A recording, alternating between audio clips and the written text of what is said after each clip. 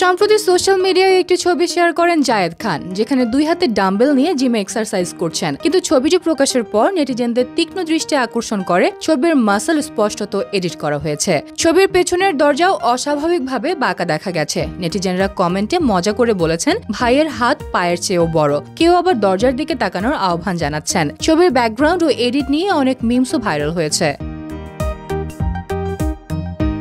জায়েদ খানের এই ছবিটি বর্তমানে সামাজিক যোগাযোগ মাধ্যমে ব্যাপক আলোচনার বিষয় হয়ে দাঁড়িয়েছে। যুক্তরাষ্ট্রে পারফরমেন্স করা ছাড়াও নিয়মিত ছবি ভিডিও শেয়ার করে নিজের ভক্তদের সঙ্গে যোগাযোগ বজায় রেখেছেন তিনি।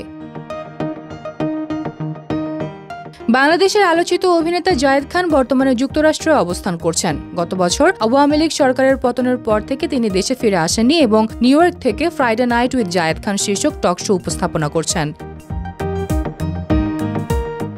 পর্দার বাইরে ব্যক্তিগত ও সামাজিক কর্মকাণ্ড নিয়ে আলোচনা চললেও নিজের কাজ চালিয়ে যাচ্ছেন জায়েদ খান। তবে তার এডিট করা ছবি নিয়ে ব্যাপক সমালোচনা ও মিম সৃষ্টি হওয়ায় নতুন বিতর্কও সৃষ্টি হয়েছে। ভবিষ্যতে এই বিষয়ে তার প্রতিক্রিয়া কেমন হবে সেদিকেই নজর ভক্তদের।